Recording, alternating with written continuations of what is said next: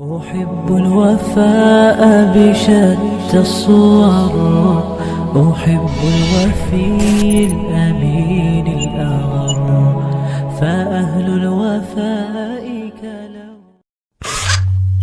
They cannot wait to get home after their long day.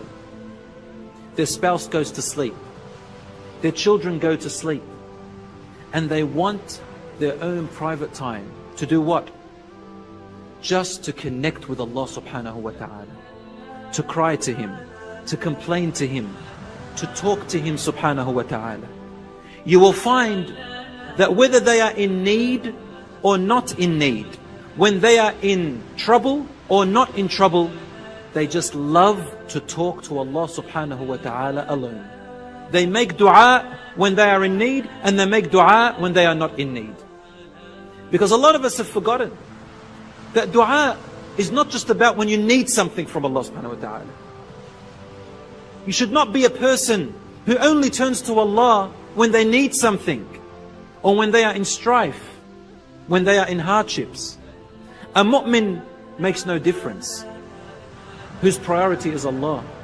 They turn to Allah when they're happy and when they're sad, when they're in need and when they're not. You know why?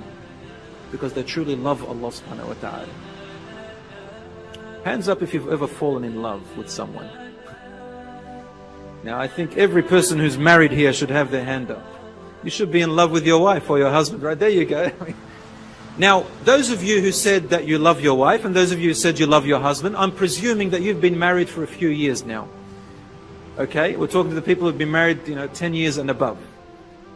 I'm sure your love has become very ordinary and you become used to it, right? So let's take you back about 10 years ago when you first met your spouse. How was your love then? When you were engaged, what did you do? Your beloved was always on your mind, right? When you go to sleep, you dream about them. When you wake up, the first one you mention is them. That becomes your daily dhikr almost. So when you love that person so much, they're always on your mind. You want to call them, you want to speak to them. When you're at school, you're doing your exam, right? And you can't help but suddenly write your beloved's name accidentally. You think, what am I doing, right? You see them everywhere you go. You don't really need them. But because you feel an attachment to them, a love, you find yourself wanting to talk to them. You find yourself remembering them. So you start making dhikr. But your dhikr is the loved one. On a different note, imagine you've gone overseas. Who do you start remembering? You remember the loved ones. When you're in pain, who do you remember? You remember your loved ones. The more you are distant from your loved ones, the more you remember them. Not because you need them, but because you love them. Allah should be the most beloved to you more than anyone else. And if you love anyone more than Allah subhanahu wa ta'ala, listen carefully, if you love anyone more than Allah subhanahu wa ta'ala, then I would say that you are at risk of one day becoming harmful to yourself. You may be at risk of one day becoming suicidal. And I'm not joking. Why? Because anything or anyone you love more than Allah will one day leave you. You don't own your spouse. You don't own your children. You don't own your wealth. You don't even own yourself. My evidence? When you were born crying. You didn't want to come out into this world. You said, take me back inside. But you had to come out because you don't own yourself. You don't control yourself. And when you come to die, you can't give yourself another minute to live. Why?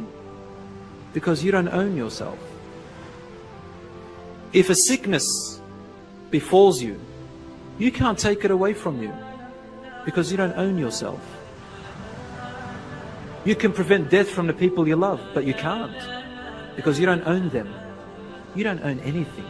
You and I don't own anything, not even ourselves. We all belong to Allah subhanahu wa ta'ala. From Him we came and to Him we shall return. So if your love is for something that is temporary, then remember what Abu Bakr radiallahu anhu said at the time of the death of our beloved Rasulullah sallallahu alayhi wa sallam. What happened? Umar radiallahu anhu stood up and he held his sword, saying, anyone who says that Rasulullah has died, I will strike his neck. I don't believe that he died. Ali radiallahu anhu, he became dumbfounded, he couldn't talk anymore. Another Sahabi, he fell to the ground, couldn't walk anymore. Another one said, if it's true, then oh Allah, make me blind so I may not see anyone but Rasulullah after this. Another one said, oh Allah, if it's true, take my life because I don't want to live another minute after that. They truly loved Rasulullah sallallahu alayhi wa sallam. But what did Abu Bakr radiallahu anhu say? He turned around and said to the people, Man kana ya'budu Muhammadan fa inna Muhammadan qad mat. Whoever used to worship Muhammad sallallahu alayhi wa sallam, then Muhammad sallallahu alayhi wa sallam has died. He's gone. وَمَنْ كَانَ يَعْبُدُ اللَّهَ فَإِنَّ اللَّهَ حَيٌّ لَا يَمُوتُ. But whoever loves Allah and worshipped Allah, then Allah is everlasting, He will never die. Imagine if Abu Bakr radiallahu anhu did not come out and remind the people that your love is first and foremost to Allah, which explains why Allah subhanahu wa ta'ala did not leave His prophets to live forever. Because people will probably end up worshipping them instead of Allah.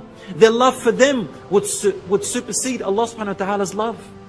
Knowing that they will leave us, forgetting that they came from Allah, that these prophets, you will not love them if it wasn't for Allah subhanahu wa ta'ala's love. Turning back to Allah subhanahu wa ta'ala is the lesson. Because Allah is everlasting, He will never die. Allah is with me wherever I go. And when you die, you return back to Him. So our ultimate love is Allah subhanahu wa ta'ala. Because when that thing leaves you, then you will become suicidal. I remember back in, you call it elementary school here. We call it high school. Is that right, Faris? Elementary. Elementary is the high school or secondary schooling. I remember when I was in Form 2 or Year 8 of my schooling, we used to walk to school. And there was this bridge that we crossed. It was above a river. One day we're walking to school back in Australia, and there was a dead body in the river. This man had jumped off the bridge and killed himself. The ambulances came, and you know, as children we ask a lot of questions. How did he die? What did he die for? You know, what happened? He had left a note. Obviously, as a non-Muslim, that didn't know what his purpose was. The note said that his long-time girlfriend left him for another man. So he had no reason to live anymore. So he killed himself. He couldn't bear the pain. Subhanallah. Subhanallah. He worshipped his girlfriend. And his whole life was for his girlfriend. So when his girlfriend left him, he took his life. You remember that actor? What's his name? Robin Williams. Remember Robin Williams? Anyone heard of Robin Williams, that comedian? Yes? Robin Williams? Famous actor from America. Very famous actor. He committed suicide about 2 years ago or less. He has all the wealth of the world. You always see him cheerful, laughing, joking.